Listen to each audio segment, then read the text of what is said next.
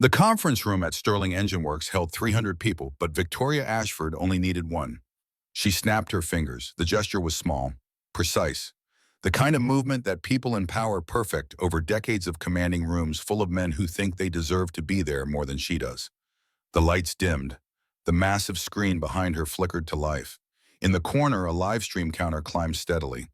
32,000 viewers, 35,000, 40,000. Victoria smiled. She'd built this company from nothing, clawed her way from junior engineer to CEO through 27 years of being underestimated, undermined, and told that women didn't belong in mechanical engineering. Now she stood at the pinnacle. Sterling Engine Works, 80 million in contracts, 500 employees, a reputation for excellence that stretched across 3 continents, and it was all about to collapse because of a dying engine. Ladies and gentlemen, he's in Onan. Her voice carried across the room without effort. Years of board meetings and investor calls had taught her exactly how to command attention. For 9 weeks, the Blackwell project has been our top priority. Harrison Blackwell entrusted us with his $80 million investment. He believed in our ability to deliver cutting-edge propulsion technology that would revolutionize the aerospace industry. She paused. Let the weight of those words settle. We have failed him. The room shifted uncomfortably. Engineers glanced at each other. Executives studied their phones. The live stream counter hit 45,000. Lucas Whitmore stood from his seat in the front row. Yale-educated, sharp suit, the kind of engineer who looked like he belonged in boardrooms rather than workshops. Mrs. Ashford, if I may but termine. You may not. Victoria's smile never wavered. In fact, Lucas, why don't you share with everyone exactly how many times that engine has failed testing? Lucas's jaw tightened, but he pulled out his tablet and began reading. 47 attempts, each one ending in thermal overload after 11 minutes and 47 seconds. Give or take 12 seconds. And the cost of each failure, approximately $63,000 in materials, labor, and diagnostic testing. Victoria did the math publicly. Let everyone in the room and everyone watching the live stream calculate along with her. $2.9 million. That's what our failure has cost this company. What it's cost Harrison Blackwell. What it's cost every single person in this room whose job depends on our ability to deliver what we promise. She walked to the edge of the stage, looked out at the sea of faces. So here's what's going to happen. We have 72 hours to identify the problem and implement a solution. If we fail, Blackwell pulls his investment. We lose not just this contract, but 7 others that depend on it. And Sterling Engine Works becomes a cautionary tale about companies that couldn't deliver. The room was silent now. Even the live stream chat seemed to pause. Victoria's eyes scanned the crowd. Engineers who made 6 figures, managers who drove luxury cars, executives who took ski vacations in Aspen. And in the back corner, barely visible in his maintenance uniform, stood a man she'd never bothered to learn the name of. The janitor, the one who worked night shift, the one she'd seen pushing a mop cart through her workshop at 2 in the morning when she stayed late reviewing reports. Nobody, invisible, beneath notice. Victoria turned back to her presentation, clicked to the next slide, but something made her glance at the security footage running on a monitor to her left. The workshop. Last night, 2:17 a.m., the janitor stood beside the Blackwell engine, not cleaning, not mopping, just standing there with one hand pressed against the engine block. Eyes closed, like he was listening to something. She'd seen him do it before, thought it was strange but harmless. Janitors were supposed to be invisible anyway. But now looking at the footage with fresh eyes, Victoria saw something else. The way he touched the engine, the concentration on his face, the careful, deliberate movements as he walked around it. That wasn't curiosity. That was knowledge. Bring up last night's security footage. Lucas looked confused. Ma'am, Workshop 3, 2:17 a.m. Put it on the main screen. The image filled the wall behind her. The janitor, the engine, the moment of stillness. 300 people watched. Does anyone know who this is? Silence. His name is on his uniform, right there. Can someone read it for me? A woman in the 3rd row squinted. Caleb, Brennan, I think. Victoria smiled. The expression held no warmth. Caleb Brennan, our night janitor. The man we pay $14 an hour to clean up after the engineers who can't solve a $2.9 million problem. She pointed at the screen. And there he is, touching company property, accessing equipment he has no authorization to access. At 2 in the morning when he should be mopping floors. The room shifted, people sensing where this was going. Bring him up here. Security moved through the crowd, found Caleb standing near the back exit. He'd been about to leave. Clock out, go home to his daughter. Now everyone was staring at him. The walk to the front of the room felt like miles. Caleb kept his eyes down. Let the invisibility that had protected him for 3 years wrap around him like armor. But armor doesn't work when someone's determined to tear it off. Victoria waited until he reached the stage.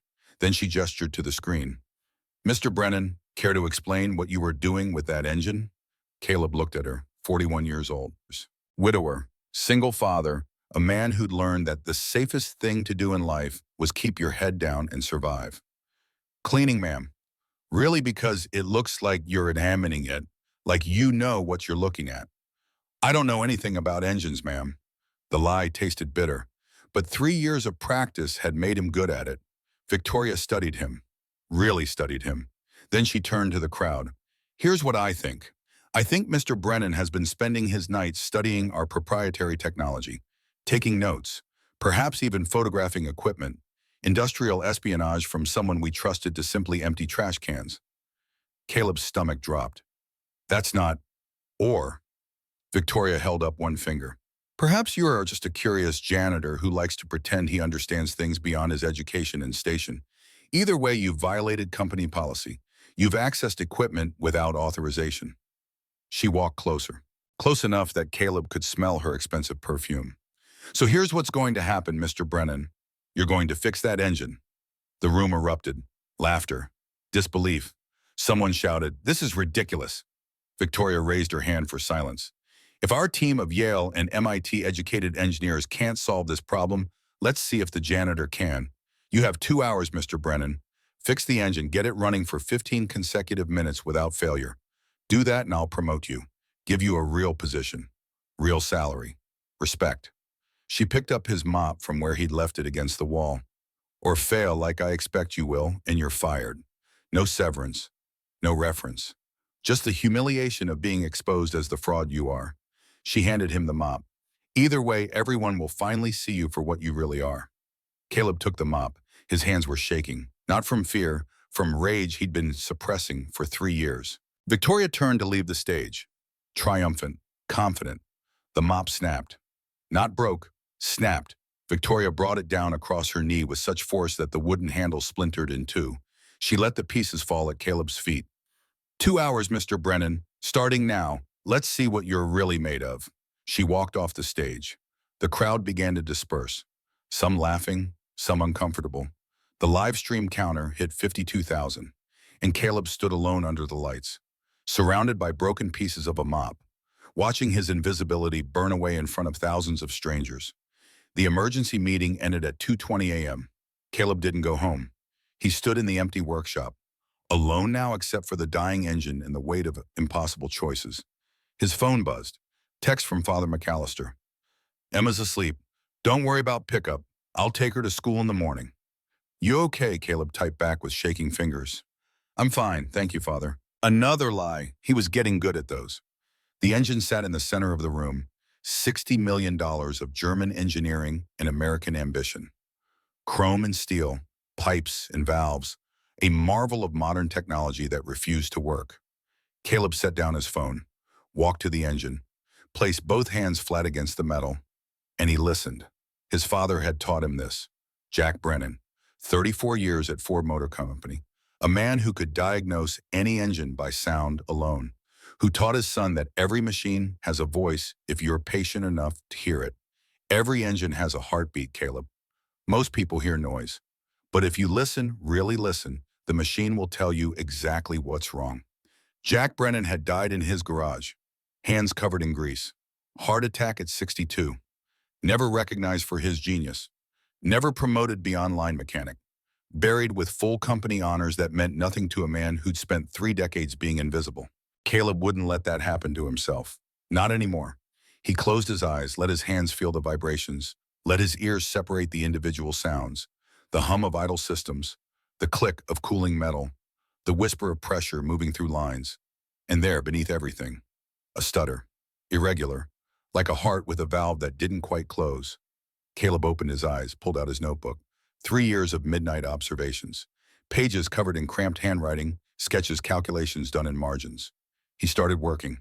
6:15 a.m. The alarm on Caleb's phone had been ringing for 3 minutes before he heard it. He was home. Didn't remember driving. Didn't remember parking. The last clear memory was the engine. The problem. The solution that seemed so obvious once he stopped being afraid and started actually thinking. But that would wait. Right now, Emma needed breakfast. Caleb showered quickly, changed into clean clothes. Walked down the narrow hallway of their apartment to Emma's room. The door was open exactly 3 inches. Her preference. Enough to know she wasn't alone. Not enough to let too much light in. Emma lay curled under her blankets. 7 years old, all elbows and knees and dark hair that never stayed in the braids he tried to give her. She looked like Lily. Same nose, same stubborn chin, same way of sleeping with one hand tucked under her cheek. Caleb stood in the doorway, watched her breathe, let himself have this one moment of peace before the day started. Promise me you won't give up on yourself, Lily's voice. 3 years gone, but still clear in his memory. Those were among her last coherent words. Pancreatic cancer. 8 months from diagnosis to death. 8 months of selling everything they'd built. The garage, the equipment, their house. All of it liquidated to buy a few more weeks. Promise me you'll find your way back. Daddy, Emma's voice pulled him back. She sat up, rubbed her eyes. Is it morning, Emma? It's morning, sweetheart. Time for breakfast. She climbed out of bed, grabbed his hand. They walked to the kitchen together. Caleb made scrambled eggs and toast, nothing fancy. Emma sat at their small table, swinging her legs, watching him with eyes that saw too much. Father McAllister took me to school yesterday. He said you had to work late. I did, baby. I'm sorry. It's okay. We had mac and cheese, the kind from a box. She smiled like this was a great adventure. Mrs. Patterson let me watch cartoons until bedtime, and I did all my homework. I got a gold star on my spelling test. That's wonderful, Emma. I'm so proud of you. They ate in comfortable silence. Morning light streamed through the kitchen window. Outside, the city was waking up. Buses rumbled past. Someone's alarm clock blared through thin walls. This apartment was too small, too loud, but it was theirs. And Caleb kept it clean and safe and filled with as much love as one person could provide. Daddy. Yes, sweetheart. Are you happy? The question hit him sideways. Emma had a gift for that, asking the things adults learn not to ask. Why do you ask? Because you look sad sometimes, when you don't think I'm watching. Caleb set down his fork, knelt beside her chair, took her small hands in his. I'm happy when I'm with you, Emma. I promise you that. You're the best thing in my whole life. But what about work? Do you like cleaning? How did you explain to a 7-year-old that you'd given up your dreams to keep her safe, that you pushed a mop because the hours were right and the work was invisible, and nobody asked questions about a single father who needed to be home when his daughter came back from school? I like that my work lets me spend time with you. That's what matters. Emma thought about this. Serious, weighing his words with the gravity of childhood logic. Miss Rodriguez says you're the smartest daddy in the world. She says you can fix anything. Miss Rodriguez is very kind. Can you fix broken heart? The question stopped him cold. What do you mean, baby? My friend Ashley says her heart is broken because her goldfish died. Can you fix that? Relief washed over him. Just innocent kid logic, not the deeper wound he'd feared. Some things can't be fixed, sweetheart, but we can help Ashley feel better. Maybe we can make her a card or give her a hug. Emma nodded, satisfied with this answer. They finished breakfast. Caleb cleaned the dishes while Emma brushed her teeth. Then they walked 3 blocks to St. Mary's Catholic School. Father McAllister waited at the entrance. 72 years old, white hair, kind eyes, the priest who'd buried Lily, who'd watched over Emma when Caleb needed help, who never judged a man for doing whatever it took to survive. Morning, Caleb, Emma. Morning, Father. Emma hugged the priest, disappeared inside with her backpack bouncing. Father McAllister pulled Caleb aside. I saw something strange last night. Before I went to bed, some kind of live stream, a company meeting. Caleb's stomach sank. And I could have sworn I saw you, standing in front of hundreds of people, being challenged to fix some kind of engine. He studied Caleb's face. Tell me I'm wrong. Tell me that wasn't you being humiliated in front of the world. Caleb said nothing. Dear God, son, what have you gotten yourself into? I don't know yet, father, but I need to go find out. Sterling Engine Works looked different in daylight. Caleb arrived at 7:45 a.m., 15 minutes before the challenge officially started. The parking lot was already full. News vans lined the street. Cameras pointed at the building entrance. The live stream had gone viral overnight. Tommy, the day security guard, nodded as Caleb walked through the lobby. Hell of a night, Brennan. Yeah. You really going to try to fix that thing? I'm really going to try. The elevator climbed to the workshop floor. Each ding of passing levels felt like a countdown. Caleb's hands were steady now. The fear from last night had burned away, replaced by something clearer. Purpose. The workshop doors opened. 300 people filled every available space. But now they looked different. Some curious, some skeptical, some actually hopeful. The Blackwell engine sat in the center, waiting. The massive countdown timer on the wall showed 1 hour, 53 minutes remaining. Caleb walked toward it. The crowd parted. Some people whispered. Others pulled out phones to record. Victoria Ashford stood near the observation window. Lucas Whitmore beside Twiner, both watching with expressions Caleb couldn't read. He ignored them, focused on the engine, on the problem he'd identified 6 hours ago in the quiet darkness of an empty workshop. Caleb pulled out his worn notebook, opened to the page with calculations and sketches, set it beside the diagnostic panel. Then he placed both hands against the engine bar block, and he began. The diagnosis took 12 minutes. Most people couldn't have done it in 12 hours. But Caleb had spent 3 years listening to this engine through walls and ventilation systems. 3 years of midnight observations while the world thought he was just mopping floors. He knew this machine better than the engineers who'd designed it. The problem was simple, elegant, the kind of thing that seemed obvious once you understood it. The Blackwell engine was German, built in Stuttgart by artisans who measured in millimeters and bar units and tolerances measured to thousands. Perfect precision engineering. But the control system was American, designed by engineers who thought in inches and PSI and tolerances measured to hundreds. The two systems didn't speak the same language. Every sensor reading passed through translation. Every measurement got rounded. The errors were tiny, individually insignificant. But 47 interconnected systems compounding those errors created a cascade that the cooling system couldn't handle. 11 minutes, 47 seconds. Every single time. The solution, a $47 adapter that served as a bridge, a translator between German precision and American pragmatism. Caleb installed it in 14 minutes. The crowd watched in silence. Even the live stream comments seemed to slow. The counter showed 63,000 viewers now, watching a janitor do in 26 minutes what a team of Yale engineers couldn't do in 9 weeks. When Caleb stepped back, his hands were steady, his breathing was calm. Ready for testing. Lucas Whitmore looked at Victoria. She nodded. Tight, controlled. Start it. Lucas initiated the ignition sequence. The engine roared to life. Deep, powerful sound filled the workshop. The mechanical thunder of precisely timed combustion and synchronized systems. Beautiful in the way that only complex machines can be beautiful. Caleb closed his eyes, listened. The stutter was gone. The desperate fighting rhythm replaced by something smooth, harmonious, like the engine was finally singing instead of screaming. Diagnostic screens flickered. Red warnings disappeared. Green indicators spread across the displays.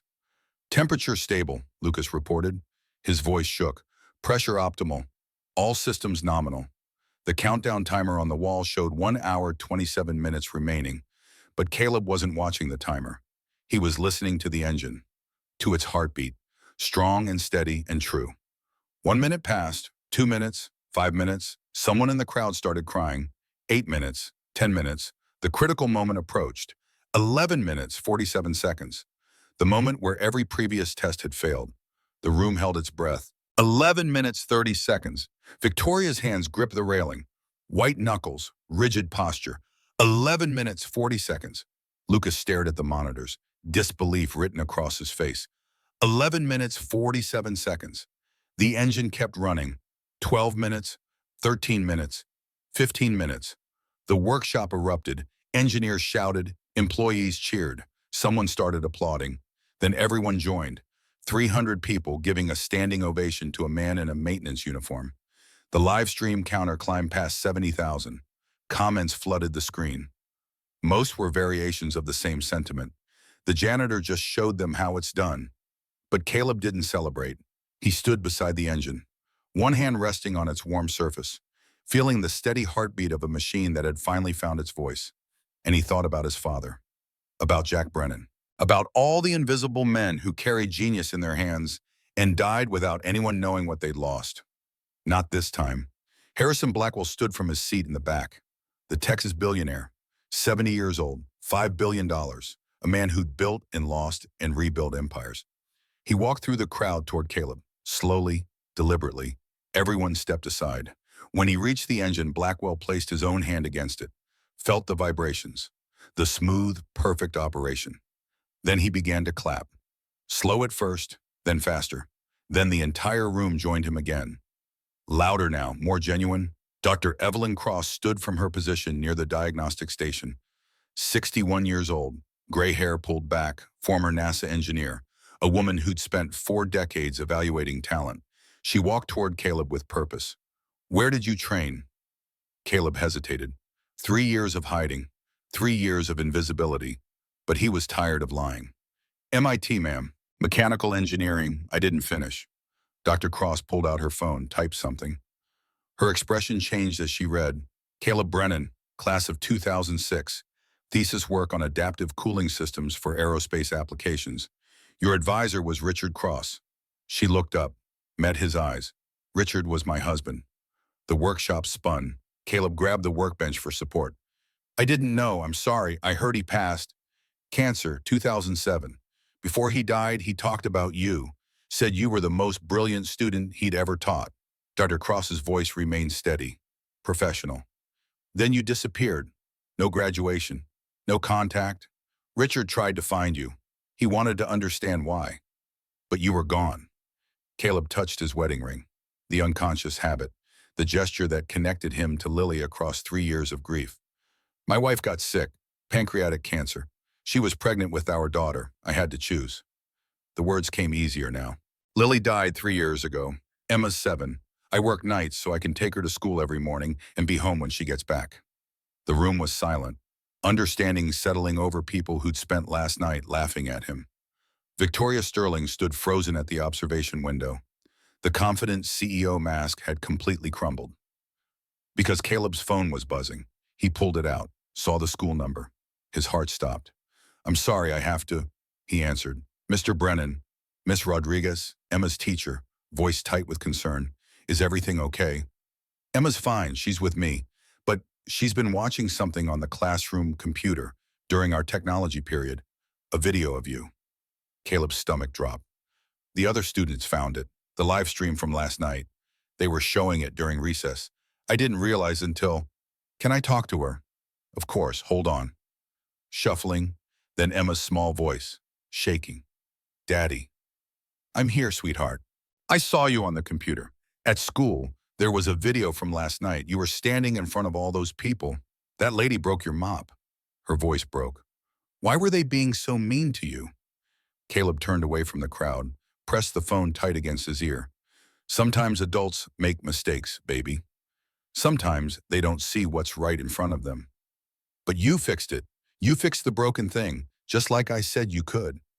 Emma's voice grew stronger. "I told Ashley and Michael and everyone. I said my daddy is the smartest person in the whole world. I said you can fix anything." Tears pressed at the corners of Caleb's eyes. He forced them back. "Did I do good? Daddy, was I right?" The question destroyed him, built him back up, reminded him why he'd made every choice that led to this moment. "You did perfect, sweetheart. You're always right about me. Miss Rodriguez wants me to go to the principal's office. Am I in trouble?" "No, baby. You're not in trouble. I'll call the school. Everything's fine." "Okay, I love you, Daddy. You're still the smartest person I know." "I love you too, Emma. More than anything." The call ended. Caleb stood in the workshop, surrounded by 300 people, 70,000 strangers watching online, a billionaire investor, a former NASA engineer, a CEO whose world was collapsing. And none of it mattered compared to 7 words from his daughter. "You're still the smartest person I know." He turned back to the room, to Victoria, to the cameras still recording, and he made a decision. "I accept your challenge, Mrs. Ashford." Victoria stared at him. "You already fixed the engine. The challenge is complete. No, the challenge was to show everyone what I'm really made of. Caleb stepped forward, away from the engine, into the light where cameras could see him clearly. I'm made of the same thing my father was made of. Jack Brennan, 34 years at Ford, never promoted past line mechanic, but he could diagnose any engine by sound alone, Baba. He taught me that genius doesn't require credentials. That knowledge lives in your hands just as much as your head. He looked at the engineers watching him. I'm made of love for my daughter. 3 years ago, I chose her over finishing my degree, chose being present over being important, and I'd make that same choice every single time. His voice grew stronger. And I'm made of the same thing everyone here is made of. The desire to be seen, to be respected, to be treated like your knowledge and skills and humanity matter. Caleb met Victoria's eyes. So yes, everyone finally sees me, and I'm not ashamed of what they're looking at. The workshop was silent. Then Harrison Blackwell started clapping again. This time the applause felt different. Not impressed, not entertained, but respectful, acknowledging something that transcended mechanical genius or business success. Acknowledging dignity. Victoria Sterling walked across the workshop floor, each step measured, deliberate. When she reached Caleb, she stood close enough to speak quietly. The cameras are still recording Mr. Brennan. If I apologize now, it'll be seen by 100,000 people. It'll be remembered, shared. It'll define me for years. She paused. Is that what you want? Caleb thought about Emma, about Lily, about his father dying with grease under his fingernails. I want you to mean it. Victoria looked at him for a long moment. Then she turned to face the cameras. Ladies and gentlemen, I was wrong about Caleb Brennan. I was wrong to humiliate him, wrong to underestimate him, wrong to treat him as less than he is. Her voice was steady, but the words cost her. I apologize. Publicly. Completely. She extended her hand. Welcome to Sterling Engine Works, as an engineer, not as a janitor. Caleb looked at her hand, at the woman who'd broken his mop, who'd tried to destroy him, who was now offering something that looked like redemption. He shook it. Thank you, Mrs. Ashford. The workshop erupted again, this time with something that felt like hope. But as Caleb released Victoria's hand, he saw something flicker across her face, something cold and calculating behind the public mask, and he realized that this wasn't over. Not even close. The words hung in the air like smoke after a gunshot. Start the clock. Victoria Ashford's smile flickered.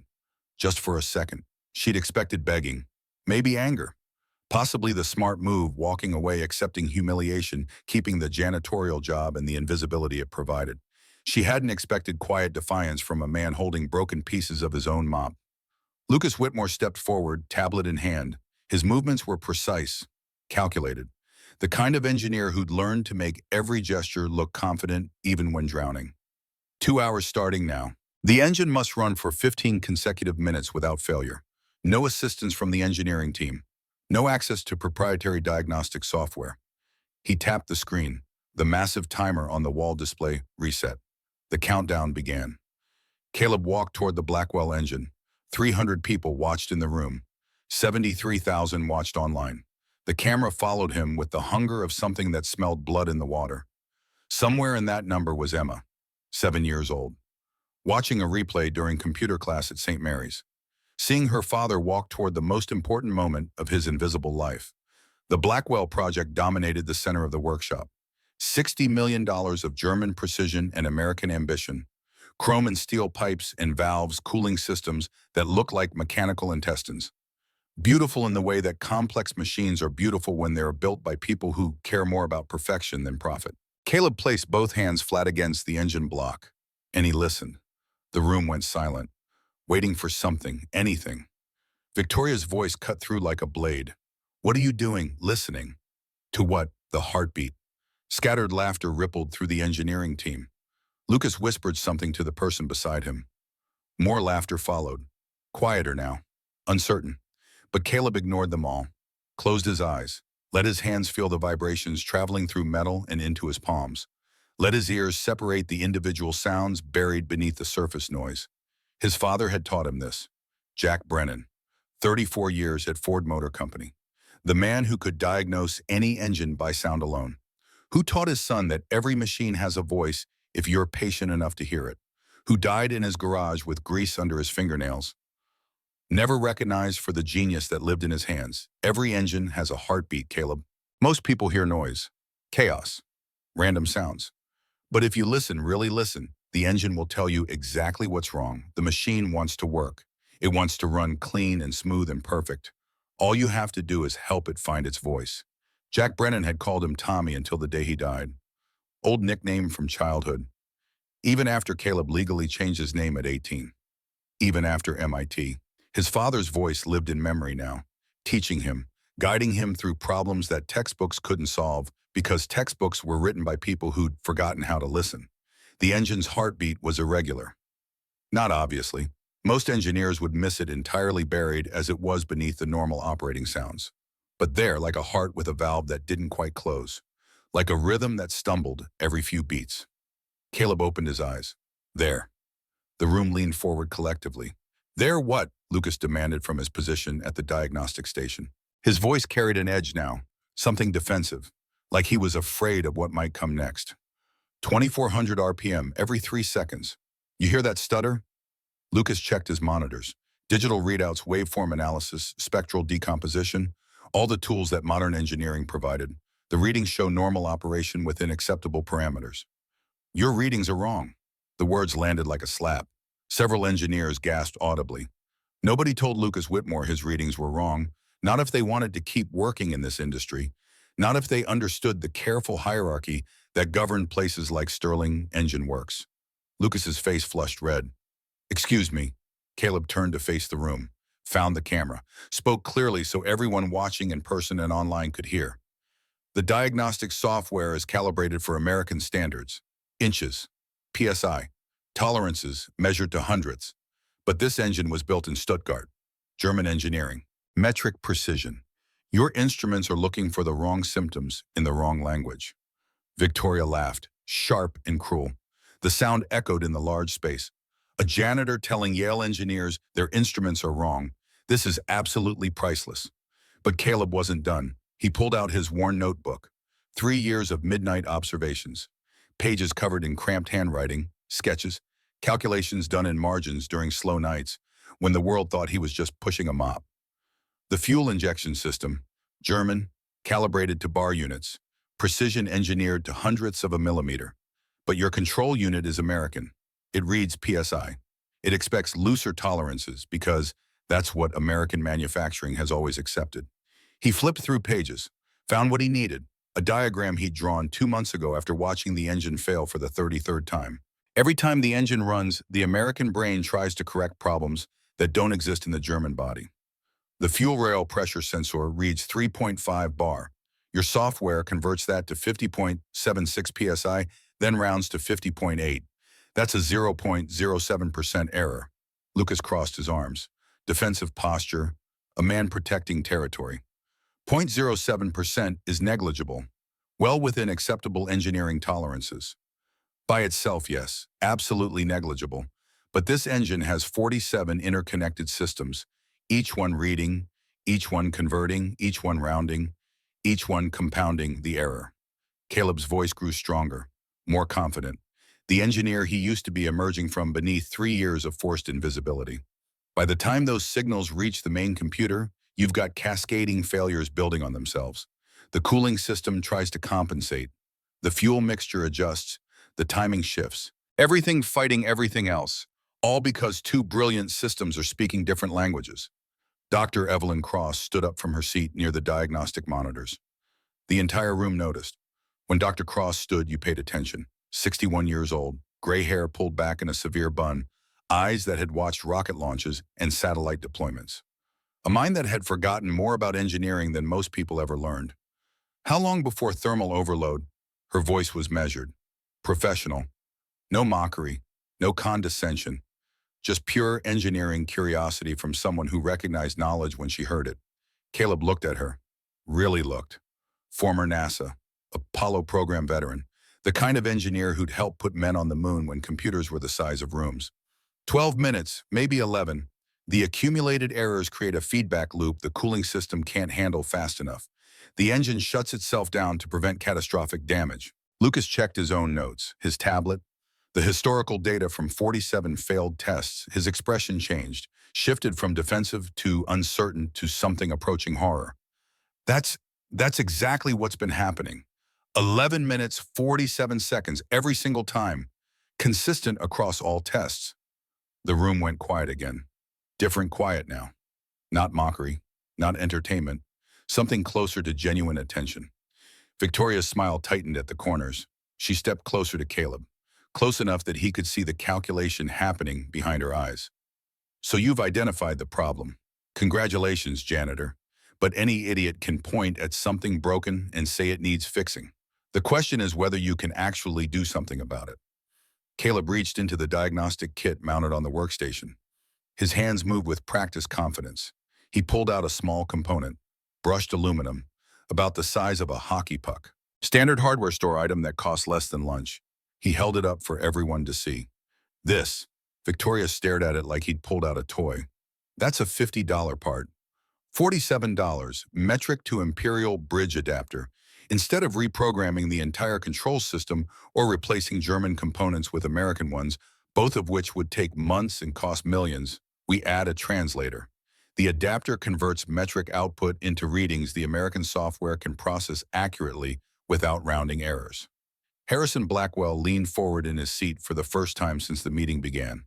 The movement was subtle, but when a man with $5 billion shifts his attention, everyone notices. You're telling me a $47 part could have solved a problem that's cost this company $3 million in delays and nearly destroyed my investment? Caleb met his eyes. Texas oil money. 70 years of watching men succeed and fail. A lifetime of knowing when someone was selling hope or delivering truth. Sometimes the most elegant solutions are the simplest, sir. My father used to say complicated problems don't always need complicated answers. Sometimes you just need to help two systems understand each other. Sometimes you just need to listen. He turned back to the engine, set down his notebook, picked up his tools, and he began working. His hands moved with practiced precision. No hesitation, no second guessing. The muscle memory of 10,000 repairs, 10,000 diagnoses, 10,000 problems solved in garages and workshops in places that never appreciated what they were witnessing. The installation took 14 minutes. The room watched in absolute silence. Even the live stream comments seemed to slow. 81,000 people holding their collective breath across the internet, watching a janitor do in 14 minutes what Yale engineers couldn't do in 9 weeks. When Caleb stepped back, his hands were steady. His breathing was calm. But inside, his heart hammered like it was trying to escape his chest and run to safety. This is it, Lily. This is me finding my way back, just like I promised. Ready for testing. Victoria checked the countdown timer. 1 hour, 6 minutes remaining. You're cutting it close, janitor. Caleb nodded toward Lucas. Start it. Lucas looked at Victoria. She waved impatiently. Permission granted. His hand moved to the ignition sequence controls. The engine roared to life. The sound filled the workshop completely. Deep, powerful, the mechanical thunder of controlled explosions and precisely timed combustion cycles. 300 people felt it in their chests, in their bones. The raw power of machinery finally allowed to sing instead of scream. Caleb closed his eyes, listened past the noise to the heartbeat beneath. The stutter was gone. The desperate fighting rhythm that had plagued this machine for 9 weeks had been replaced by something smooth, something harmonious, something that sounded like the engine was finally breathing, like it was finally free. Diagnostic screens flickered. Red warnings disappeared one by one, replaced by green indicators that made the engineering team gasp audibly. Temperature stable, Lucas reported. His voice shook slightly. Pressure optimal, fuel mixture perfect, all systems showing nominal operation. The clock ticked away, seconds that felt like hours. 1 minute, 2 minutes, 5 minutes. The engine purred like a satisfied tiger. Content, powerful, finally allowed to be what it was designed to be. 8 minutes, 9 minutes, 10 minutes. Victoria's confidence began to crack. Her smile became rigid, forced. The mask she wore for board meetings and investor calls slipping just enough to show the fear underneath. The room held its breath collectively. This was the moment, the threshold where every previous test had ended in smoke and failure and emergency shutdown procedures. Victoria's hands gripped the observation railing, white knuckles, rigid posture. a woman watching her carefully constructed world teeter on the edge of collapse. Lucas stared at the monitors with an expression somewhere between awe and disbelief. His lips moved silently, counting, praying maybe. Someone in the crowd whimpered. The engine kept running. Smooth, perfect, unstoppable. The workshop exploded into chaos. Engineers shouted at each other. Employees cheered. Someone started crying openly. The applause started small but grew until it consumed the entire space. 300 people giving a standing ovation to a man in a maintenance uniform who just accomplished the impossible. The live stream counter climbed past 90,000. Comments scrolled so fast they became a blur of exclamation points and capital letters, and disbelief made digital. But Caleb didn't celebrate, didn't smile, didn't acknowledge the applause. He stood beside the engine with one hand resting on its warm surface, feeling the steady heartbeat of a machine that had finally found its voice, finally been heard by someone who knew how to listen. And he thought about his father, about Jack Brennan, about all the invisible men who carried genius in their hands and died without anyone knowing what the world had lost. Not this time. Harrison Blackwell rose from his chair in the back of the room, 70 years old, $5 billion, a lifetime of watching men succeed and fail and succeed again. He began to clap, slow at first, measured, then faster. Then the entire room joined him. Applause that felt different now, not impressed, not entertained, something closer to respect. Dr. Evelyn Cross walked through the crowd toward Caleb. The applause quieted as people sensed something important about to happen. She moved with purpose. Direct, no wasted motion. She stopped in front of him, studied his face with eyes that had evaluated engineers for 4 decades at NASA and in private industry. Where did you train? My father's garage, ma'am, and some college. What college? Caleb hesitated. 3 years of invisibility screamed at him to deflect, to change the subject, to protect the secret he'd wrapped around himself like armor. But he was tired, so tired of hiding. MIT, mechanical engineering. I didn't finish. Dr. Cross pulled out her phone, typed something, waited. Her expression changed as she read whatever appeared on the screen. Caleb Brennan, class of 2006. Thesis work on adaptive cooling systems for aerospace applications. Top of your class. Your advisor was Richard Cross. She looked up, met his eyes directly. Richard was my husband. The workshop spun. Caleb grabbed the edge of the workbench for support. His vision tunneled. Professor Cross, the man who'd believed in him, who'd pushed him, who'd told him he was destined for greatness. I didn't know. I'm so sorry. I heard he passed, but He died in 2007.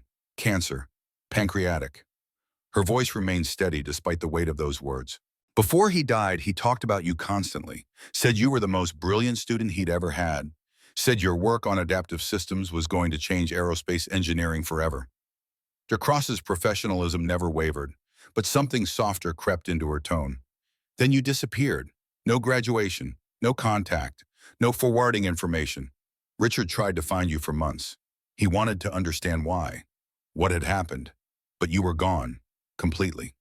Caleb touched his wedding ring without thinking, the unconscious habit he'd developed 3 years ago, the gesture that connected him to Lily across the unbridgeable distance of death. My wife got sick, pancreatic cancer. The words came easier than he expected. She was pregnant with our daughter, 6 months along. I had to choose between finishing my degree and taking care of them, between my future and theirs. His voice didn't break. 3 years had taught him how to say these words without falling apart. Lily died 3 years ago. Emma's 7 now. I work nights so I can take her to school every morning and be home every afternoon when she gets back, so she never has to wonder if her father will be there. The room was silent, different kind of silence, not judgment, not pity, something closer to understanding. Dr. Cross extended her hand, firm grip, warm. Your father would be proud, Mr. Brennan, and Richard would be too, not just of your engineering skills, of the choice you made, of the man you've become. Caleb shook her hand, felt tears threatening and forced them back down. Not here, not now, not in front of cameras and strangers. Thank you, ma'am. That means more than you know. Behind them, Victoria Sterling slipped quietly toward the exit, moving slowly, carefully, hoping to escape unnoticed in the chaos of celebration. She didn't make it far. Mrs. Ashford, Harrison Blackwell's voice stopped her cold, not loud, not aggressive, but carrying the weight of $5 billion and the kind of patience that was rapidly depleting. Victoria turned, composed her face into professional pleasantness, the mask snapping back into place. Of course, Mr. Blackwell. I'll have my assistant schedule now. The word carried finality. No negotiation, no delay, no misunderstanding. The crowd parted as Blackwell walked toward Victoria. He moved slowly, deliberately, each step measuring the distance between investor and failure, between partnership and dissolution. For 9 weeks, your company has failed to deliver what you promised. 9 weeks of missed deadlines, mounting costs, excuses that became less believable with each passing day. Tonight, a janitor succeeded where your experts failed. This raises serious questions about leadership, about judgment, about whether Sterling Engine Works deserves my continued investment. Victoria's face went white beneath her makeup. Mr. Blackwell, I can explain the circumstances. You'll explain to the board, to the shareholders, to everyone who watched tonight's performance and is now wondering what else you've been hiding. He glanced at Caleb, then back to Victoria. But first, you'll apologize. What apologize? To Mr. Brennan, publicly. Right now, the cameras are still recording, 93,000 people are watching. You broke his mop in front of the world. You humiliated him. You challenged him. Now you'll acknowledge what he accomplished. The room went absolutely silent. Victoria Ashford, CEO, owner, queen of everything she surveyed, being ordered to apologize to the janitor she'd mocked. Her lips pressed into a thin line. Her hands trembled at her sides. Caleb could see her mind working, calculating the bomb, weighing options. I'm sorry, she whispered, barely audible. Louder, so everyone can hear. Victoria closed her eyes, took a breath. When she opened them again, something had shifted. The mask was gone, just exhaustion and fear, and the beginning of understanding. I'm sorry, Mr. Brennan. I was wrong about you. Completely and utterly wrong. Caleb looked at her for a long moment, thought about Emma, about Lily's voice in his memory. Promise me you'll find your way back. Promise me you won't let bitterness make you small. Apology accepted, Mrs. Ashford. Simple, clean, no gloating, no revenge, just acknowledgement and the grace to move forward. Then his phone buzzed in his pocket. He pulled it out. Caleb's stomach dropped. The celebration, the triumph, all of it became instantly irrelevant compared to those 6 words. I'm sorry, I need to take this. He walked to the corner of the workshop, away from the cameras and crowds, dialed Father McAllister. The priest answered on the first ring. Caleb, she's fine physically, but she's been crying. She saw the video at school. Here. Shuffling sounds. Then Emma's voice. Small, frightened. The sound of his entire world compressed into a 7-year-old's trembling words. Daddy. I'm here, sweetheart. What's wrong? I saw you on the computer. Those people were mean to you. That lady broke your mop and everyone was laughing. Her voice cracked completely. But then you fixed the engine. You were so smart. Just like I told Ashley and Michael. Just like I always knew. Caleb felt his throat tighten, his eyes burn. Did I do good? Daddy, was I right about you?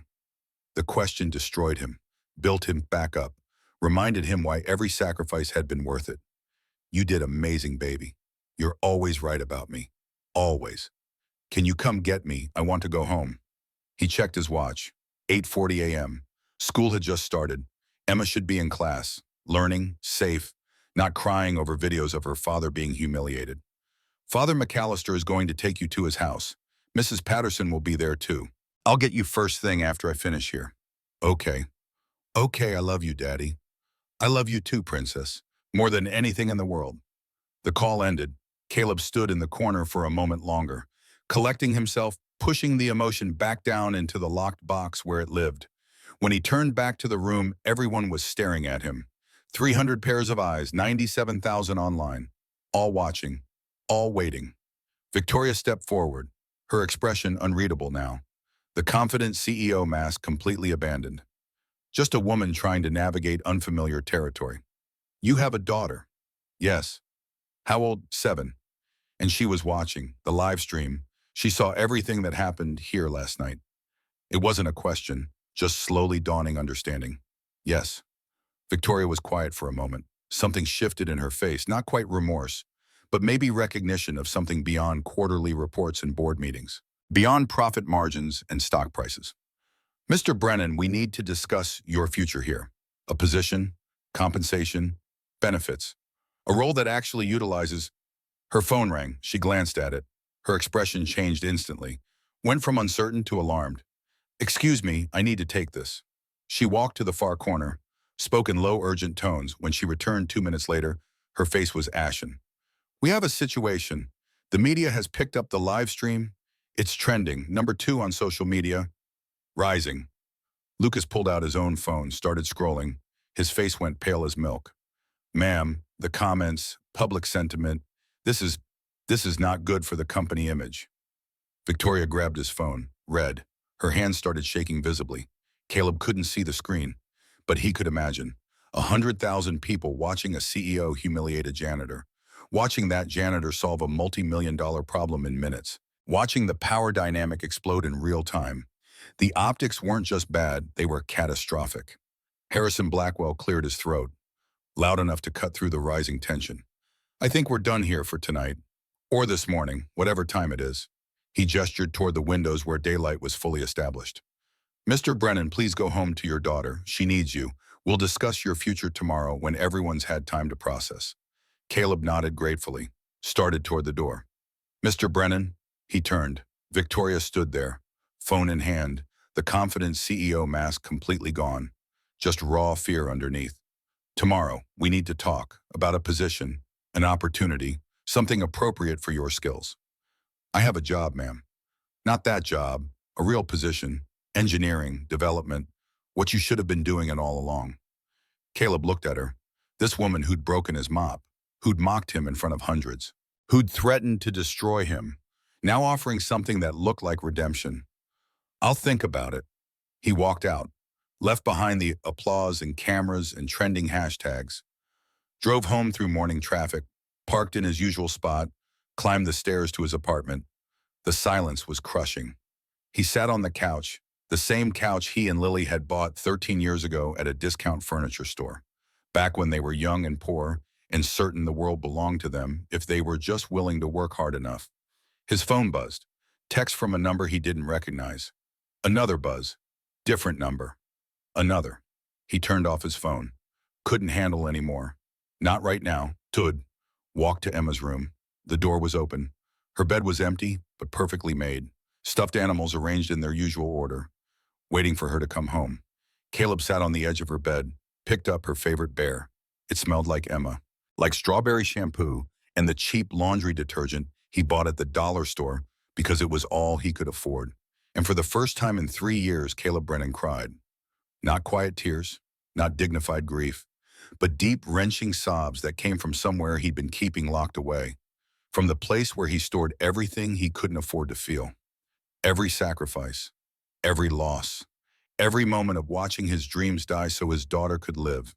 He cried for Lily, for the life they should have had, for the garage they'd built together and lost, for the house and the dreams and the future that cancer had stolen.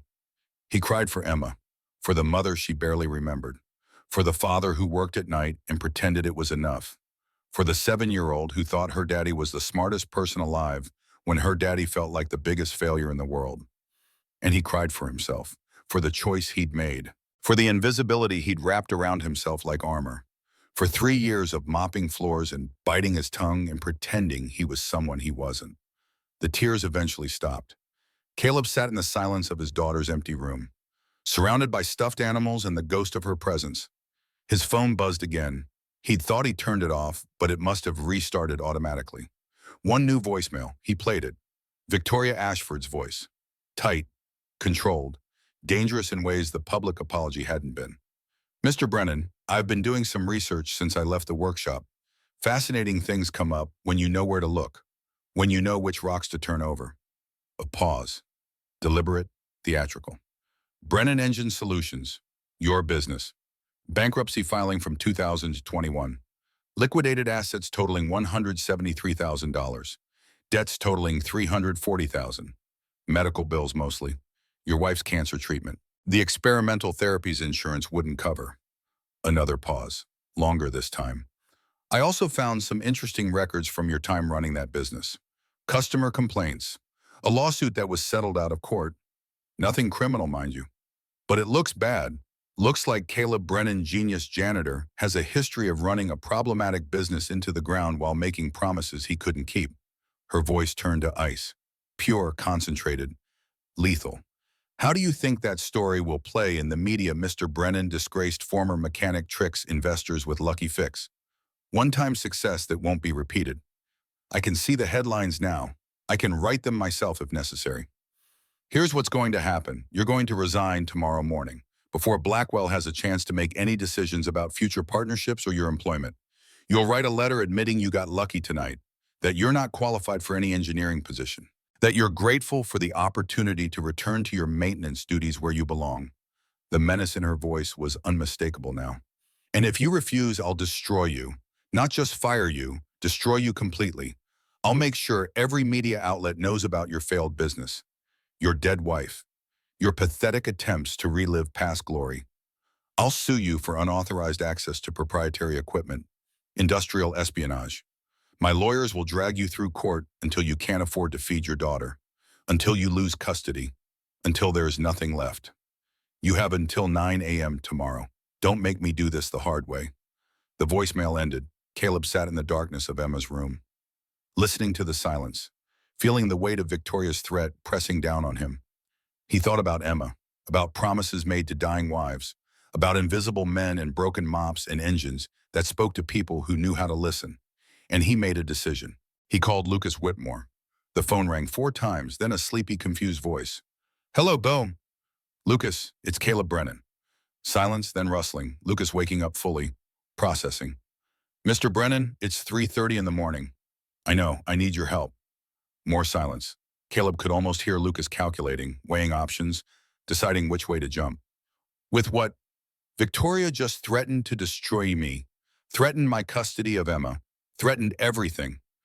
I need to know if there's anything she's hiding, anything that could protect me." Lucas laughed, bitter, humorless sound that carried no joy. "You're asking the wrong person." "Why?" "Because Victoria owns me too, completely." The admission hung between them like smoke. "I have gambling debts. 3 years ago, lost almost everything. My house, my savings, my marriage. Victoria found out. She could have fired me. Instead, she made the debts disappear, paid them off. And she's been holding it over me ever since, controlling me. Why do you think I work 16-hour days and never push back? Why do you think I've stayed here despite better offers?" Caleb closed his eyes. Another invisible man, another person trapped. "So there's nothing, no way out." "I didn't say that." Lucas's voice changed, lower, conspiratorial, the tone of someone who'd been waiting for this moment. "There might be one thing, but it's dangerous. And I can't promise it'll work. Can't promise it won't destroy you instead. Tell me, the engine you fixed tonight, it's not the only project Sterling has been hiding problems with. There are others, defense contracts, government projects, things that would be very embarrassing if they came to light, things that might violate federal regulations." Lucas paused. Caleb heard him moving, a door closing, privacy secured. "Victoria's been cooking the books, inflating success rates, hiding failures, misrepresenting data to investors and government oversight agencies. The board doesn't know the extent. The investors don't know. But if someone were to find proof, where would I find proof? Though in her private server, in her office. She keeps everything there, real financial records, real project reports, everything she doesn't want anyone to see, everything that could bring down the entire company if it got out." Caleb's stomach turned. He knew where this was going. "If I get caught accessing that server, she'll press charges, industrial espionage, corporate theft, unauthorized access to proprietary systems. You could go to prison for 5 to 10 years, lose custody of Emma permanently. Then why are you telling me this?" Lucas was quiet for a long moment. When he spoke again, his voice was barely a whisper. "Because I'm tired. Tired of being controlled. Tired of watching her destroy people. Tired of being complicit. And because tonight, watching you stand up to her, watching you risk everything, it reminded me what it felt like to have dignity, to have self-respect." "How do I access the server?" Lucas told him. "Every detail, password location, server setup, file structure, security protocols." He spoke quickly like he was afraid he'd lose his nerve if he slowed down.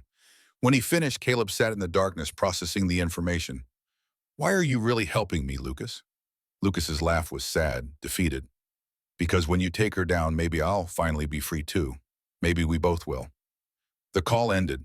Caleb sat in Emma's room, surrounded by stuffed animals and the ghost of his daughter's presence, thinking about everything he'd built, everything he stood to lose. He thought about Lily, about the promises he'd made. He thought about Emma, about her small voice asking if he'd done good. He thought about Victoria Ashford, about her threats, about $340,000 in medical bills, in a failed business, in a lawsuit that was dismissed, but looked bad in the right light. And he thought about invisible men, about janitors who were really engineers, about fathers who sacrificed everything for their daughters, about how sometimes the only way to protect what you love is to stop being invisible and start fighting back. Caleb stood, walked to his bedroom, set his alarm for 5 in the morning. Tomorrow he would take Emma to school like always, and then he would break into Victoria Ashford's office and steal everything she'd been hiding, and hope it was enough to save them both. Caleb arrived at Sterling Engine Works at 6:47 in the morning, 13 minutes before his scheduled shift. The building was quiet in that particular way buildings are quiet before the world wakes up and fills them with purpose. Most employees wouldn't arrive until 8. The executive floor would be empty until 9. Security guards nodded at him without interest. Just the janitor arriving early, nothing unusual, nothing worth noting. Invisibility had its advantages. He pushed his maintenance cart toward the elevator, heart pounding against his ribs like it was trying to escape. Lucas's instructions echoed in his mind with perfect clarity. Victoria's office, 40th floor. Private server in locked cabinet behind her desk. Password changes weekly, but she keeps a backup written in her day planner. Third drawer left side. The download will take time. 18 minutes minimum for everything. Don't panic. Don't rush. And whatever you do, don't get caught. The elevator climbed. Each floor dinged like a countdown to something irrevocable. Caleb's hands weren't shaking anymore. Not from fear, from something closer to anticipation mixed with resolve. For 3 years, he'd accepted whatever Victoria Ashford threw at him. The insults, the humiliation. The constant reminder that he was nothing, nobody. A man whose only purpose was to clean up other people's messes and remain invisible while doing it. That ended today. One way or another. The elevator doors opened on the 40th floor. Empty, silent. Morning sun cast long shadows across expensive carpeting that probably cost more than his annual salary. Art on the walls, floor-to-ceiling windows. The kind of space designed to make you feel small and insignificant. Victoria's office stood at the end of the hallway. Glass walls currently frosted for privacy. A door that required keycard access and would log every entry. But Caleb had a keycard. Every maintenance worker did. How else would they clean the executive offices at night when the important people had gone home? He swiped the card. The door clicked open. No alarm. No warning. Caleb pushed his card inside, closed the door behind him with a soft click that sounded like thunder in the silence. Victoria's office smelled like expensive perfume and ambition. Her desk dominated the space. Massive piece of polished mahogany that probably had its own insurance policy. Behind it, floor-to-ceiling windows overlooked the city. The view alone was worth more than Caleb made in a year, and behind the desk, exactly where Lucas said it would be, stood a locked cabinet. Caleb moved quickly now. No hesitation. He'd made his choice. Committed to this path. Second-guessing would only slow him down. Third drawer left side. The day planner was there. Leather-bound embossed with Victoria's initials in gold. VCA, Victoria Catherine Ashford. He flipped through pages of meetings, appointments, notes written in precise handwriting that revealed a mind that planned everything, controlled everything. And there it was, a string of numbers and letters written in the margin of last Monday's page. Small, almost hidden. But there, the password. Caleb memorized it, 8 characters, alphanumeric. He replaced the planner carefully, closed the drawer, turned to the cabinet. His fingers were steady now. The shaking had stopped completely. This was the point of no return, the moment where everything changed forever. He entered the password. The cabinet clicked open. Inside, a small server hummed quietly. Black metal, professional grade. External hard drives lined the shelves. USB cables, backup systems. Everything Victoria wanted to keep hidden from the world. From her board, from her investors, from anyone who might ask uncomfortable questions. Caleb pulled out the flash drive Lucas had given him. High capacity, fast transfer rate. He plugged it into the server's USB port. The download began. He watched the progress bar crawl across the screen. Each percentage point felt like an hour. Each second stretched into eternity. A sound from the hallway made him freeze completely. Footsteps. Caleb's blood turned to ice. His hands stilled on the keyboard. He checked his watch. 6:52 a.m. Who else would be on the executive floor this early? Nobody should be here for another hour minimum. The footsteps grew louder. Closer. Deliberate. Caleb looked at the progress bar. 18%. He couldn't stop now. Couldn't leave with nothing. Couldn't let Victoria win through pure bad timing. But if someone walked in, the footsteps stopped outside Victoria's office. Caleb held his breath. Didn't move. Didn't blink. A keycard beeped at the door. The lock disengaged. The door opened. Victoria Ashford walked in. For a moment that stretched into infinity, neither of them moved. Victoria stood in the doorway, briefcase in hand, expensive suit, hair perfect, staring at Caleb with an expression that cycled from surprise to disbelief to something approaching satisfaction. Caleb stood beside her open cabinet, flash drive visible in the server, guilt written across every line of his body. No possible explanation, no way to talk his way out. Caught. Well, Victoria said softly, this is unexpected. Caleb said nothing. The progress bar continued climbing behind him. 22%. Might as well let it finish. He was already destroyed. Victoria closed the door behind her. Slowly, deliberately. The click of the lock sounded like a gunshot in the silence. I came in early to prepare for my meeting with Blackwell. I wanted to review some files, get my story straight, make sure I had all my talking points memorized before he tried to dismantle my company piece by piece. She set her briefcase on the desk, never taking her eyes off Caleb, like a cat watching a mouse decide whether to run or fight. But instead, I find you in my office, at 6:50 in the morning, stealing from my private server. She walked toward him, each step measured, in control. I have to admit, Caleb, I didn't think you had it in you. I thought you'd slink away, accept my offer, disappear back into invisibility where you belonged. Caleb found his voice. I'm not stealing anything. No. Victoria glanced at the flash drive, the open cabinet, the progress bar still crawling across the screen. 29%. Then what would you call this evidence? The word hung in the air between them. Victoria's expression flickered. Surprise, then amusement. Cold. Dangerous. Evidence of what exactly? You know what. Humor me. Caleb stood his ground. He'd already committed to this. Might as well see it through.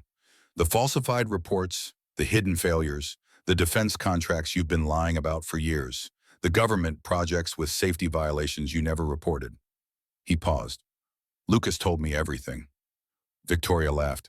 Not the cruel laugh from 2 nights ago. This was something different.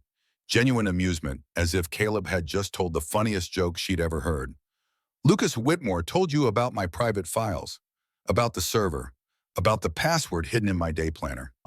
She shook her head slowly, almost fondly. Oh, Caleb, sweet, stupid, predictable Caleb. Lucas works for me. He's worked for me for 3 years, ever since I discovered his gambling debts and offered to make them disappear in exchange for his absolute loyalty. The ground shifted beneath Caleb's feet. The world tilted sideways. You don't think I know everything that happens in my own company? Every phone call, every conversation. Lucas called me the moment you hung up. 3:37 a.m. Told me everything, the whole plan, your desperation, your intention to break in. She smiled, predatory.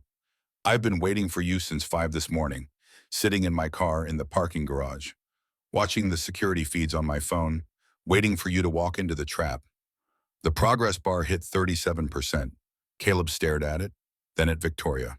Processing. You set me up. I gave you rope. You chose to hang yourself. She pulled out her phone, began scrolling to find a number. Security is already on standby. You'll be arrested for corporate espionage, industrial theft, unauthorized access to proprietary systems. My lawyers will make sure you spend the next 10 years in prison. You'll lose custody of Emma. She'll go into the foster system while her father rots in a cell. She began dialing, unless she paused, finger hovering over the call button. You'd like to discuss alternatives. Caleb watched her finger, that single digit that could destroy everything he'd fought for. What kind of alternatives? Victoria lowered the phone slightly, studied him. Resign, publicly, admit you got lucky with the engine, that it was a one-time fluke you couldn't possibly replicate. Return to janitorial work, disappear back into invisibility. She shrugged, casual, as if discussing the weather. Do that and I'll let you walk away. No charges, no prison, no custody battle, just back to the way things were. You cleaning. Me running this company. Everyone in their proper place. The progress bar hit 44%. Caleb looked at Victoria Ashford, at her perfect hair and expensive suit and absolute certainty that she'd won. That she always won. That men like him never beat women like her. She'd been playing this game her whole life. She knew every move, every counter move, every way to crush someone beneath her designer heels without breaking stride. But she didn't know everything. There's something you should understand about me, Mrs. Ashford. Victoria raised an eyebrow, curious despite herself. Enlighten me. 3 years ago, I held my wife's hand while she died. 8 months of watching her waste away.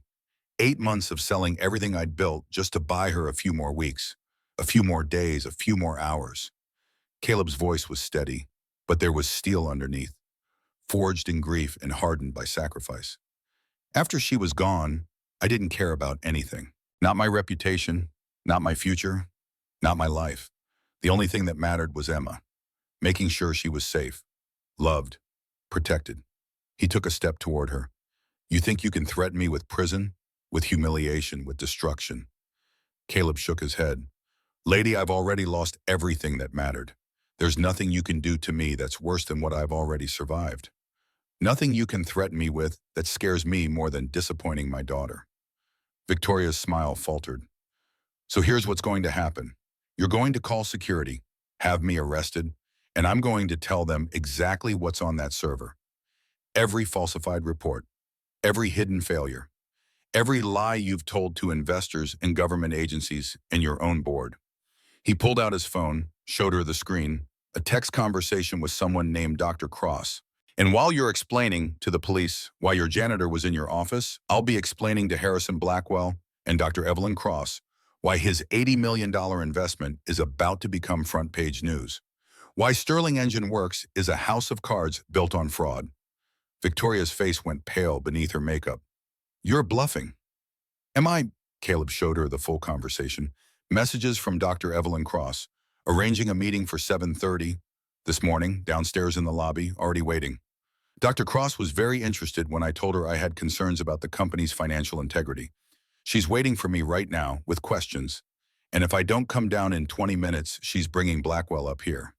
The progress bar hit 61%. Victoria stared at the phone, at Caleb, at the server still downloading her secrets, her mind racing, calculating, searching desperately for an escape route that didn't exist. You're insane. You're throwing away your life for nothing. No, I'm throwing away nothing for something. For the first time in 3 years, I'm fighting back. I'm refusing to be invisible. I'm refusing to let you win. His voice softened, but the steel remained. And win or lose, that's worth everything I've got left. Silence filled the office. Heavy, suffocating. Victoria's phone trembled in her hand. Caleb could see her mind racing, see the calculations happening behind her eyes, the cost-benefit analysis of a woman who'd spent her life measuring everything in terms of profit and loss. There has to be a deal, something you want, something I can give you that makes this go away. There's nothing you can give me that I want.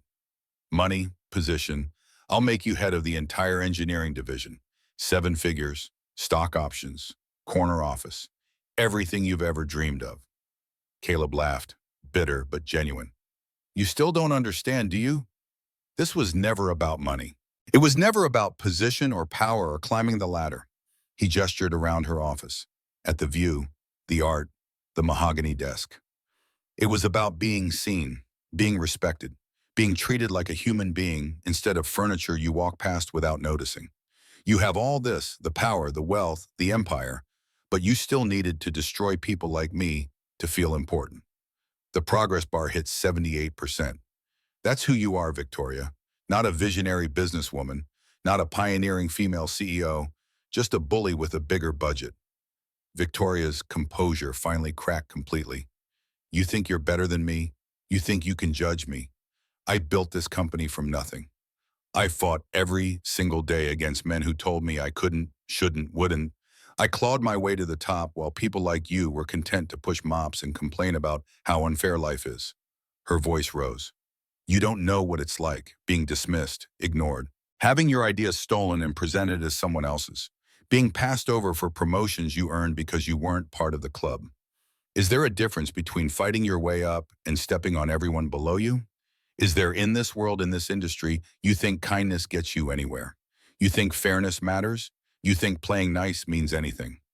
Victoria's eyes blazed with something raw, real, the mask finally falling away completely. I tried being nice once, being collegial, being fair. You know what it got me? Passed over, stolen from, dismissed, men taking my designs and presenting them as their own while I smiled and stayed quiet. She stepped closer, close enough that Caleb could see the exhaustion behind her eyes. So I stopped being nice. I stopped being fair. I became exactly what they expected me to be. A tyrant, a bitch, someone they couldn't ignore or dismiss or steal from. And it worked, Caleb. It worked. And where did it get you? The question stopped her. You're standing in a corner office on the 40th floor, alone, afraid, about to lose everything because you forgot how to trust anyone, because you confused fear with respect. The progress bar hit 92%. The door burst open. Security guards rushed in, followed by a man Caleb didn't recognize. Middle-aged, expensive suit briefcase. The look of someone who'd spent his career in boardrooms and courtrooms. Mrs. Ashford, the man pushed past the guards. Lawyer Caleb realized. Victoria's lawyer. We received an alert that your private server was being accessed remotely. The security system triggered when he stopped when he saw Caleb. The open cabinet, the obvious situation. Who is this? Victoria recovered quickly, the mask snapping back into place with practiced ease. A trespasser. He broke into my office and was attempting to steal proprietary data. I want him arrested immediately for corporate espionage. The guards moved toward Caleb. Wait, the voice came from behind them, deep, authoritative, Texan. Everyone turned. Harrison Blackwell stood in the doorway. Behind him, Dr. Evelyn Cross. Behind her, a man in a dark suit with an FBI badge clipped to his belt. Mr. Blackwell, Victoria's voice tightened, the confidence draining. This is a security matter. It doesn't concern...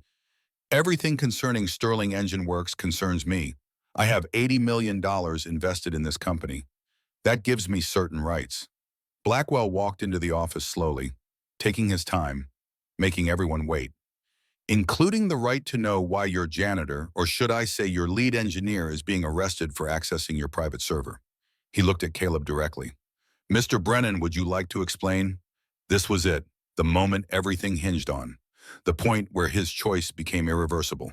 Caleb met Blackwell's eyes, saw something there, not judgment, curiosity maybe, a willingness to listen. Mrs. Ashford has been falsifying reports for years.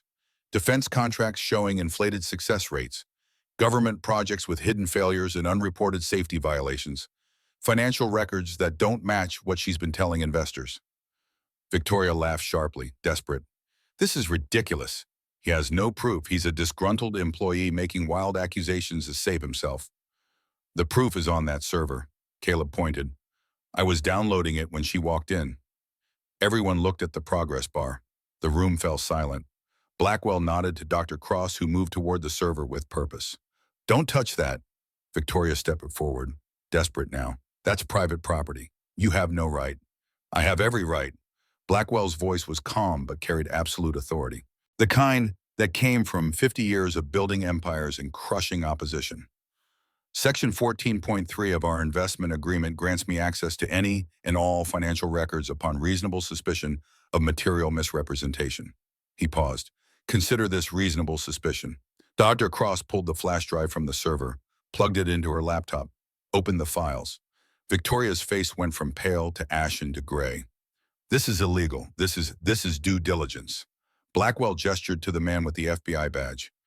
Morrison, please ensure everything is documented properly. I want a full chain of custody for any evidence recovered here. The agent nodded, began making notes in a small pad. Dr. Cross scrolled through files on her laptop. Her expression shifted from curiosity to concern to something approaching horror. Harrison, you need to see this. Blackwell moved to her side. For several minutes, the only sound was clicking and scrolling as they reviewed the files Caleb had downloaded. The evidence Victoria had been hiding. Caleb watched Victoria's face carefully. The confidence had drained away completely, replaced by something he'd never expected to see from her. Raw fear. The Nakamura contract, Dr. Cross said quietly. Professional, controlled. Reported success rate of 94%. Actual success rate, she checked the file, 61%. 33 percentage points of falsified data presented to a foreign investor. The government defense project. Blackwell's voice was tight, controlled fury beneath. 3 complete failures that were never reported to oversight agencies. Safety violations that should have triggered immediate investigation and shutdown, hidden from everyone, including federal regulators. He turned to Victoria slowly. Is this accurate? Victoria said nothing, just stared at the floor. Mrs. Ashford, is this accurate? I want my lawyer. Blackwell nodded slowly, like he'd expected this. I think that would be very wise. He turned to the security guards who'd been frozen throughout. Please escort Mrs. Ashford to a conference room. She is not to leave the building. She is not to contact anyone outside this office. She is not to access any computer systems. Is that clear? The guards hesitated, looking at Victoria for guidance. Now, Blackwell said the single word with more authority than any of Victoria's screams ever had. The guards took Victoria's arms gently. This isn't over, she hissed at Caleb as they led her toward the door. You think you've won? You have no idea what I can do, no idea who I know, what I'm capable of. This isn't over. Caleb watched her go, felt nothing but exhaustion. Actually, I think it is. The door closed behind her with a soft click. Blackwell exhaled slowly.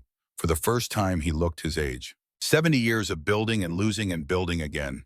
Tired now. Mr. Brennan, he turned to Caleb. I owe you an apology. Caleb blinked, surprised. An apology for what? For not seeing what was in front of me. I've been investing in companies for 50 years. I pride myself on reading people, understanding character, knowing who to trust and who to run from. Blackwell shook his head. I trusted Victoria Ashford. I believed her reports. I ignored warning signs because the numbers looked good on paper. Because she told a compelling story. He extended his hand. You saw what I missed. That takes courage, integrity, and considerable personal risk. Thank you. Caleb shook his hand, firm grip. I was just trying to protect my daughter. No, you were trying to do what was right. That's different, and much harder. Blackwell released Caleb's hand, turned to Cross. Margaret, what's your assessment? Dr. Cross closed her laptop slowly, deliberately. The falsified data extends across at least 7 major contracts. Conservative estimate of financial exposure, $300 million in potential lawsuits, regulatory fines, and contract cancellations. She paused, looked at Caleb, then back at Blackwell. But the engineering work itself, the actual designs and innovations, those are sound. With proper leadership and complete transparency, this company could still be salvageable. Blackwell nodded thoughtfully. Then we'll need new leadership. He looked at Caleb. I don't suppose you'd be interested in a job. Caleb stared at him, processing. I'm a janitor. You were a janitor. 2 days ago, you became the man who saved my $80 million investment. This morning, you became the man who exposed corporate fraud that could have destroyed my reputation and cost investors hundreds of millions. Blackwell smiled slightly. I think we can find something more appropriate than pushing a mop. Caleb felt the world tilting beneath him again. I don't know what to say. Say yes, DeCross spoke up, quiet but firm. Harrison is offering you a chance to use your gift, to work with engines and technology and people who will actually listen to what you have to say. She paused. Don't let pride or fear or whatever else is running through your head right now stop you from accepting. Caleb thought about Emma, about the promise he'd made to Lily 3 years ago at her bedside. Promise me you'll find your way back. He'd found his way back. Now it was time to keep walking forward. Yes, I'll take the job. But, Caleb added quickly, I have one condition. Blackwell raised an eyebrow, curious. What's that? I work 40 hours a week, no more. I'm home every afternoon when my daughter gets back from school. And I tuck her in every single night, no exceptions, no emergencies, no meetings that run late. Blackwell studied him for a long moment, then smiled genuinely.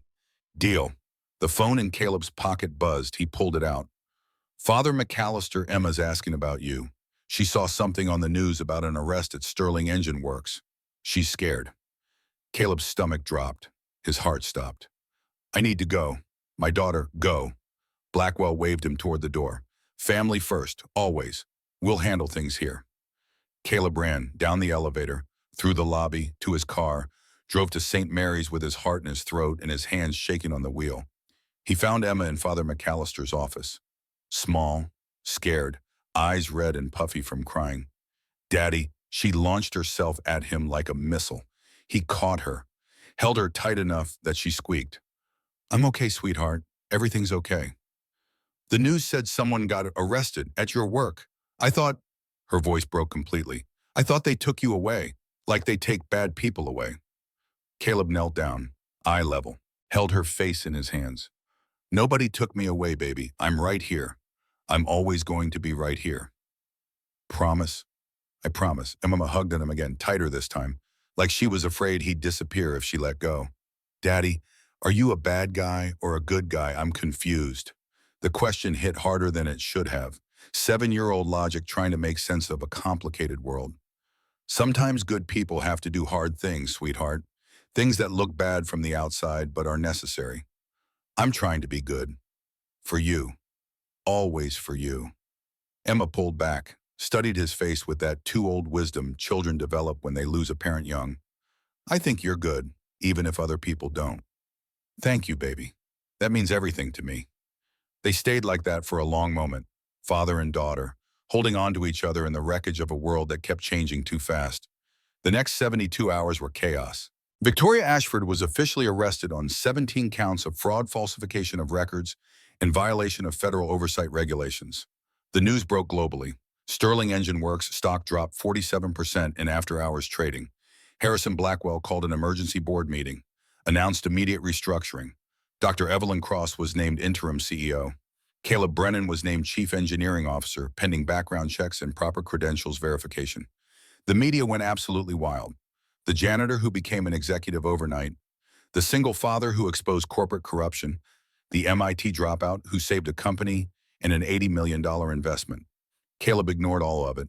He took Emma to school every morning, picked her up every afternoon, helped with homework at the kitchen table, made dinner usually something involving pasta because that's what 7-year-olds would actually eat. Read stories. Tucked her in.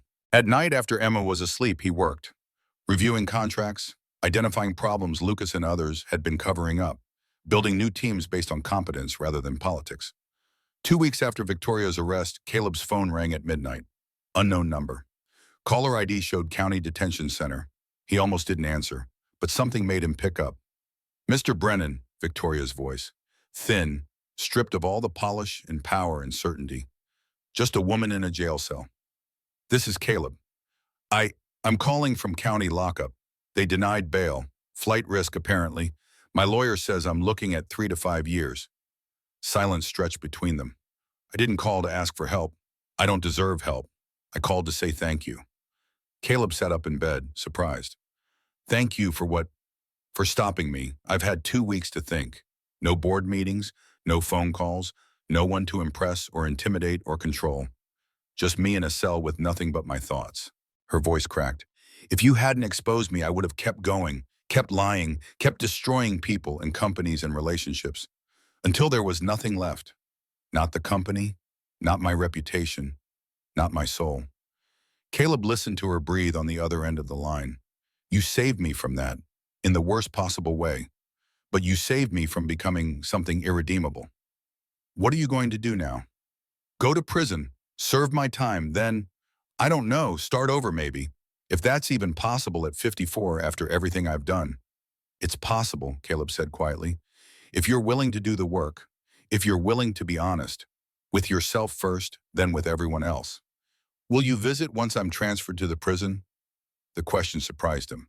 I don't know. Maybe. If Emma wants to. Why would Emma want to visit me? Because she believes people can change, that everyone deserves a second chance. She's 7, and she's already wiser than most adults I know. Victoria was quiet for a moment. You did well, Mr. Brennan, with her, with everything. You did very well. The call ended. Caleb sat in the darkness thinking about second chance and the long road to redemption and how sometimes the only way to save someone is to first destroy what they've become.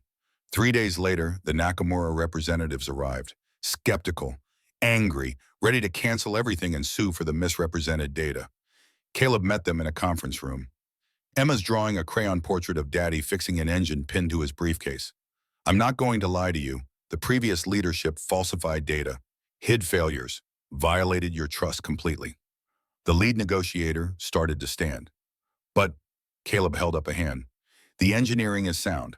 The problems were management, not design. And I'm not asking you to trust Sterling Engine Works. I'm asking you to trust me. He pulled out his notebook. 3 years of observations. This is every issue I've found across all your contracts. Complete transparency.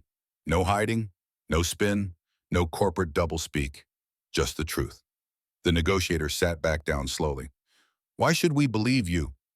A small voice from the doorway interrupted. Because my daddy doesn't lie. Everyone turned. Emma stood there. School uniform, braids, backpack too big for her small frame. She must have walked from St. Mary's during lunch.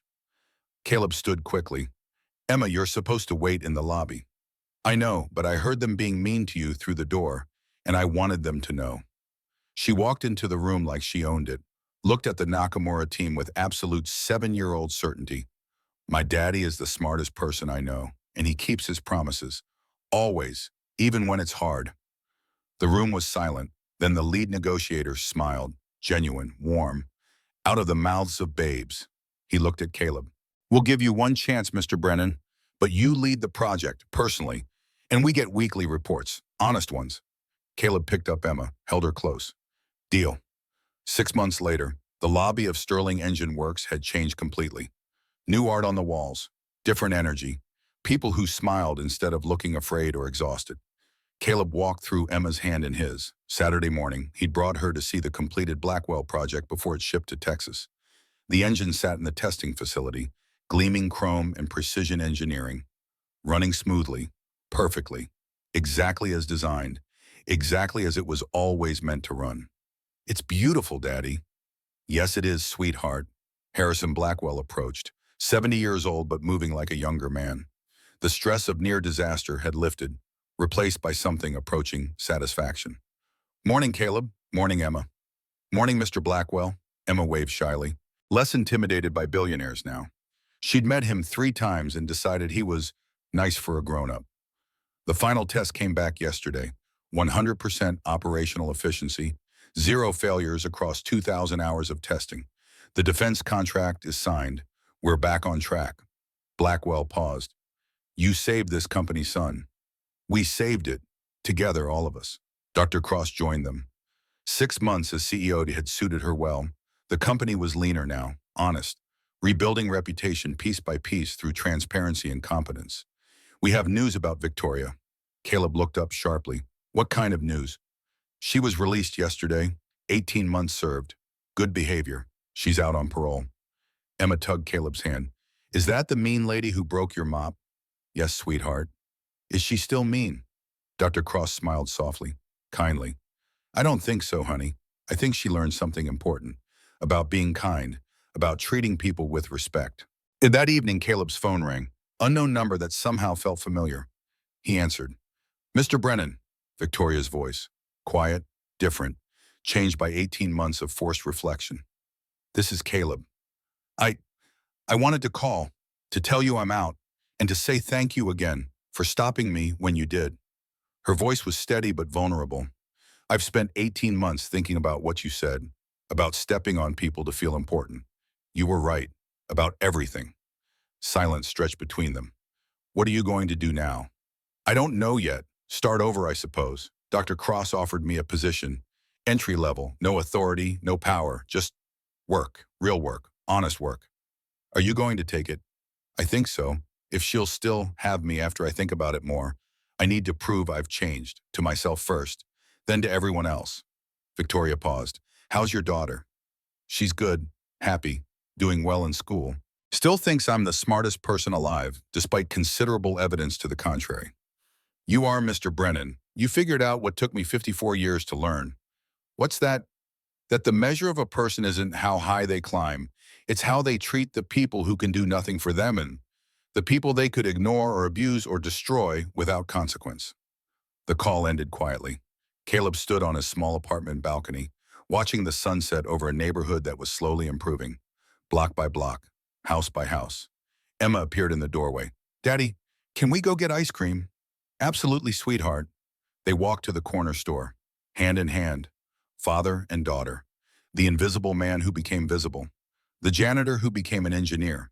The single father who chose family over everything else. And 3 months later, Caleb stood in front of 200 people at the community center. The Jack Brennan Memorial Scholarship Ceremony. Named for his father, the invisible genius who died with grease under his fingernails. Funded by Caleb's salary and Blackwell's matching donation. Open to blue-collar workers who wanted to become engineers. 47 scholarships being awarded today. Emma sat in the front row. 8 years old now, growing too fast, still asking questions that forced Caleb to think carefully before answering. Victoria Ashford sat in the back, working as a junior project coordinator at Sterling, rebuilding, learning humility one day at a time. Not invisible, but not in charge, just part of a team. Caleb spoke into the microphone. "My father worked for 34 years at Ford Motor Company. He could diagnose any engine by a sound alone. He taught me everything I know about listening, about understanding, about finding what's broken and fixing it the right way." He paused, looked at Emma. He died believing his knowledge would disappear with him. That the world didn't have room for people like him. People with talent, but without credentials. Skill, but without status. Genius, but without degrees. Caleb's voice grew stronger. He was wrong, and this program will prove it. 47 people today are getting the chance my father never had. The chance to be seen, respected, valued for what they know instead of dismissed for what they lack. The room erupted in applause. That Sunday, Caleb drove Emma to the cemetery. She'd asked to visit, said she wanted to tell Mommy about Daddy's speech, about the scholarship, about how everything had changed. They walked through rows of headstones. Emma held a bouquet of wildflowers she'd picked herself that morning. Dandelions and clover and things most people called weeds. Sarah Ann Brennan, beloved wife and mother, 1982 to 2021, Emma knelt carefully. Placed the flowers at the base of the stone with 7-year-old solemnity. "Hi, Mommy, it's me, Emma. I'm 8 now, almost 8.5. Caleb stood back, let her talk. "Daddy did something really amazing. He helped lots of people, and he made a school with Grandpa Jack's name on it, for people who want to learn about engines and fixing things." She looked up at Caleb. "Would Mommy be proud of what Daddy did?" Caleb knelt beside her, touched the headstone. First time he'd touched his wedding ring in months. The habit finally broken. "She always was, sweetheart, even when I was just mopping floors and thought I'd failed at everything. She was proud because I chose you, because I chose to be present instead of important." He paused. "And she'd be proud because I finally found my way back, to being the person she married, the person she believed in." Back to what? Back to myself. Emma thought about this seriously, touched the headstone with her small hand. "I wish I remembered her better. You have her eyes, her kindness, her way of seeing good in people, even when they don't see it in themselves." Caleb pulled Emma close. "And every time I look at you, I remember her perfectly. Everything important about her is right here, in you." They sat there for a long time, father and daughter, past and future, loss and hope intertwined. Finally, Emma stood, brushed grass off her jeans. "Can we come back next month?" "We can come back whenever you want." Emma took his hand, started walking toward the car. "Okay, but now I'm hungry. Can we get pancakes?" Caleb smiled, the first completely genuine smile in months. "Absolutely, sweetheart. Pancakes it is." They walked toward the car, toward Sunday breakfast, toward the ordinary moments that make up an extraordinary life. Behind them, the wildflowers swayed in the breeze, and somewhere Lily was smiling. That night, Caleb tucked Emma into bed, same routine they'd followed for 3 years. "Daddy." "Yes, sweetheart. I'm proud of you, for everything." The words hit him in the chest, made his eyes burn. "I'm proud of you too, baby. So proud." Mommy would be proud too, right? Caleb touched the wedding ring he no longer wore, felt its absence, its presence in memory. She always was Emma, from the very beginning. She always was. Emma closed her eyes, smiled sleepily. I love you, Daddy. You're still the smartest person I know. I love you too, Princess. More than anything in the world. He turned off the light, left the door open just enough, walked to his own room. The apartment was still small, still modest. He could afford bigger now. But this was home, where he and Emma had survived together, where they'd rebuilt their lives piece by piece. On his dresser sat 3 photographs. Jack Brennan in his Ford uniform, proud and tired, a man who deserved recognition he never received. Lily on their wedding day, wearing her mother's altered dress, smiling like she knew secrets the universe was still learning. And a newspaper clipping. Janitor turned executive establishes scholarship for working-class engineers. Caleb looked at them all, his past, his foundation, his reasons. Tomorrow he would go to Sterling, lead his team, solve problems, build things that mattered. But tonight he was just a father in a small apartment who'd kept every promise that mattered. Promise me you won't give up. I didn't. Promise me you'll remember who you are. I do. Promise me you'll find your way back. I did, Lily. I finally did. 3 years later, the Jack Brennan Memorial Scholarship has awarded 284 full scholarships to blue-collar workers pursuing engineering degrees. Sterling Engine Works is now the 3rd largest private engineering firm in the Midwest, known for transparency and ethical practices. Victoria Ashford completed her associate degree in community college and works as a mentor for at-risk youth in Ohio. She visits Sterling twice a year to speak about redemption and second chances. Sir Evelyn Cross remains CEO. The company is profitable, honest, and respected. Emma Brennan, age 11, is designing her first engine under her father's guidance. He says she's better than he was at that age.